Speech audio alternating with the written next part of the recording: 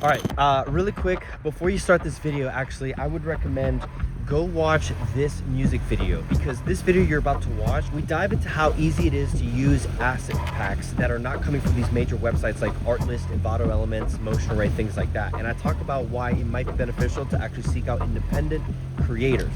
Now, the reason that's important, you'll see once you watch this music video, which I will say was shot entirely on an iPhone. So it just goes to show that the barrier to entry is just super low. But when you mix in these assets, it can take your films to a whole nother level. It is hugely, I mean, it is heavy laden with these effects. Again, I just wanted to show how these can be easily used and applied as much as you want. I'm on location right now to shoot part B, where we talk about the audio side, which personally is my favorite, but it doesn't make sense without the visual as well, even though in my opinion audio is more important. But the visual, you just have a fun time with it. So watch this music video first, then go watch this video here, and then this one will be releasing in about 7 days or next week, so stay tuned.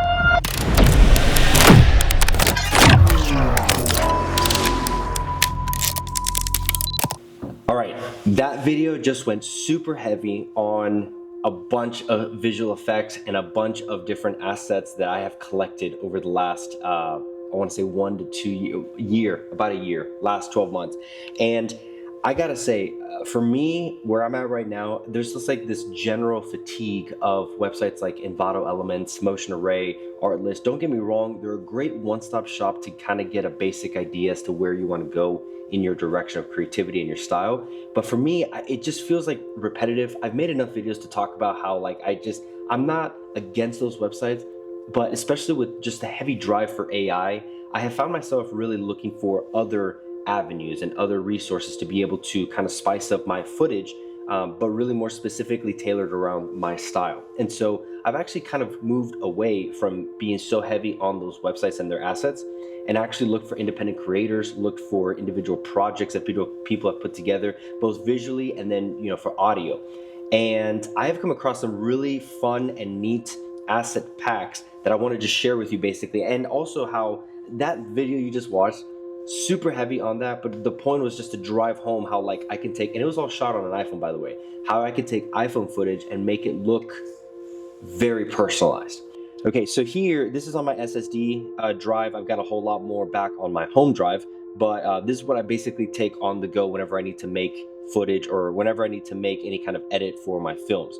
I'm gonna rely on this video more heavily on the visuals. Again, this is just like a super quick, high level overview of the things that I use so that you can go off and explore your own in the future, or if you wanted to just dive into different things other than the major websites that everybody's kind of pushing these days.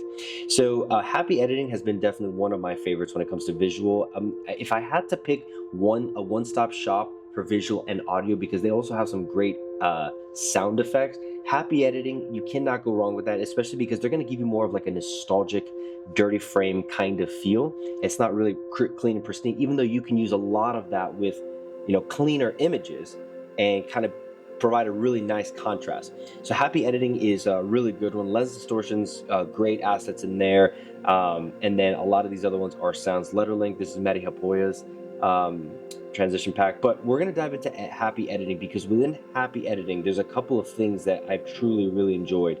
They also have the CRT stylizer that basically makes text look really retro. So more on that later. But Happy Editing, so within Happy Editing, these are all different asset packs that you can actually purchase from them directly. And I know that right now with the holidays, they've got deals going on. So I mean, and they're really reasonably priced. So I bought all these at full price and I've really enjoyed them. I think so what I've got right now, just to show here, I've got 2 different shots. One right now with a drone level view, and then another one super darkly lit kind of environment, just to show the contrast and show how we can take advantage of these editing packs. So I'm going to go ahead and create another folder here for assets. And basically, I'm just going to show you how easy this can be done. So these have already been color graded, more or less. I didn't put too much time into it, but enough just to kind of make this usable.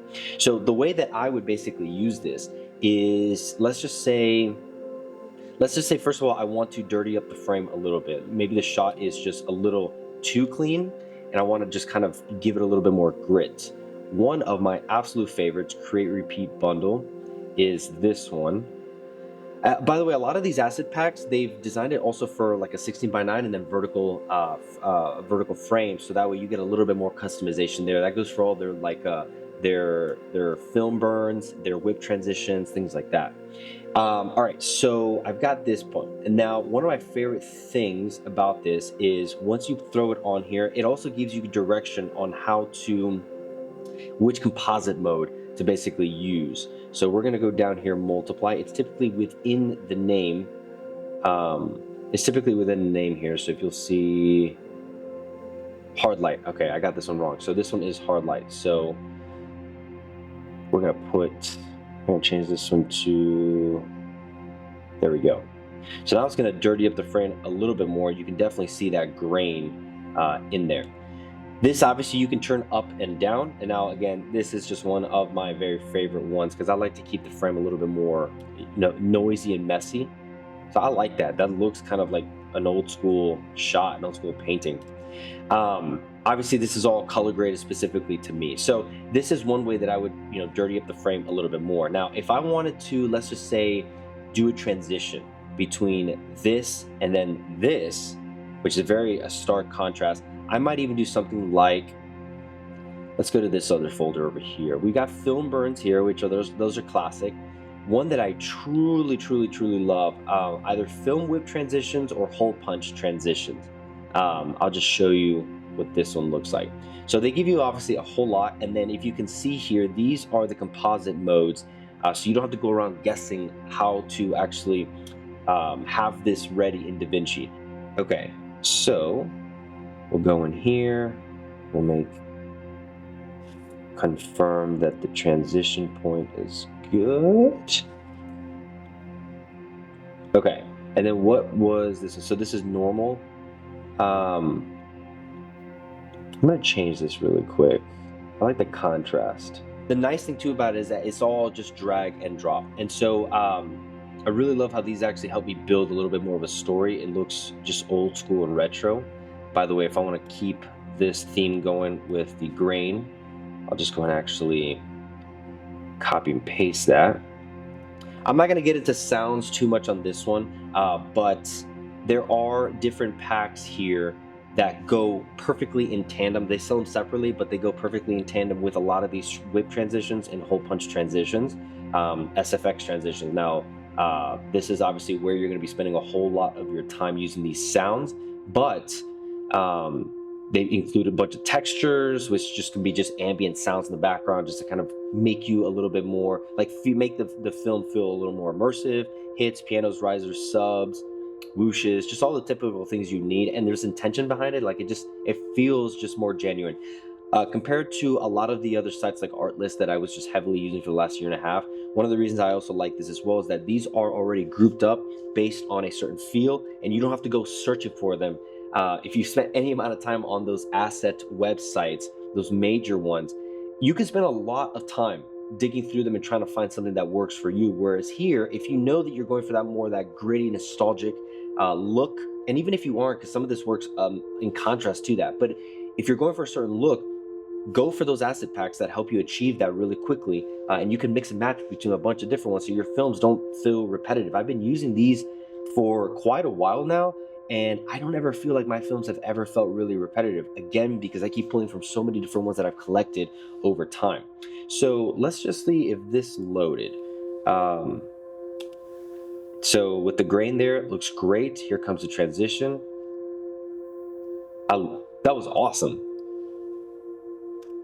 I love that, the red and the blue. I'm just gonna watch that back again. That was actually pretty sick. Wow, okay. Yeah, and so like right there, great transition. You throw in some ambient music, you throw in like a clicking sound, some camera handling sounds. You've got an awesome distinction right there. That's great. So I just wanted to, and I'll just show you here. Let me show you a couple more really quick. Film whip transitions. This is a very personal favorite of mine. I'm gonna pick something that is more closely aligned with the colors. Actually, this is a good one already. So let's just say after this is playing here, I want to go back now to the mountain. All right, we're gonna throw this here. Notice the aspect ratio. So it's optimized just for like a smaller frame, but again, zooming in a little bit, losing the quality is not, I've never really noticed it's gonna impact you, especially since I'm going for more of a gritty feel. And if it's a little distorted, I'm all for it. But I'm gonna pull in probably right here. Okay, so now, can you imagine adding some sound to that? And even just like, if I just shorten this up just to make it a little bit more quicker, what does that look like? Okay, so this is what it looks like. Love that. And then we're gonna whip back. Yeah, that's sick. Again, all that to say, I'm not against these major companies that have all these at your fingertips, because it is a great place to learn, and maybe it's a good space to kind of get your feet wet. But had I known that there were assets like this that I could go and kind of get the same feel of like a one-stop shop, but obviously intentional different asset packs, I would have definitely gone for this in the first place. I will say, the sounds have a huge part to play in it, so obviously you can't go wrong with that. In fact, I'm gonna be making another video here soon in a couple of days regarding sound and just kind of some of my favorite sound effects. Happy Editing also does have a couple of LUTs, very specific, very niche. That's maybe something that I would recommend pulling from different creators so that you have a lot of different options rather than just being boxed into one. And let me just see if there's anything else. So like dirty letterboxes, CRT Textures, so great. Oh, actually, okay, let me just show you this one really quick. In the video you just watched, I relied heavily on this stuff, CRT Textures, and they give you a lot. I mean, look at this. They give you transitions, textures, particles, and I'll just show you what it looks like. Ooh, bonus is this is a gold mine for sure. I'll show you what that looks like in a second. So if I want, let's just say something regarding code, something flashy on screen, this is an example of what it looks like. And I know that these are, they claim on their website that these were authentically passed through a CRT machine just to get that true nostalgic look. If you want codes there, some of these are long, some of these are quick. Countdowns, probably one of my favorite ones. Let's go for the red ones. These are so good. Imagine adding some just like dystopian sound to that. Look, that's just so sick. And some clicking and just some like horror kind of sound to it. I love it. I'll show you transitions and then bonus ones. So like transitions, you can use a lot of the other ones also for transitions as well, just kind of cut it up a little quicker.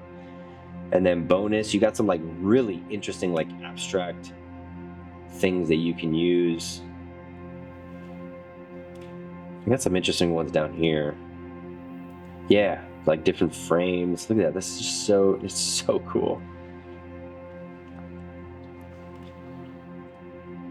And then like thermal HUD. What? Yeah, so you overlay that, use it as transitions, and I mean, the sky's the limit with this kind of stuff. So if I were to put in, this is not really gonna match up at all, but let's just say I put this in here, what happens? Let's just change the composite mode for a second. It's just me playing around. I have not planned this at all. How does that look?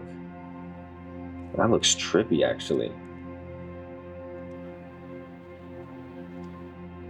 You can get creative with this. I think you can find some good ideas with this. So all that to say, check them out. Happy Editing.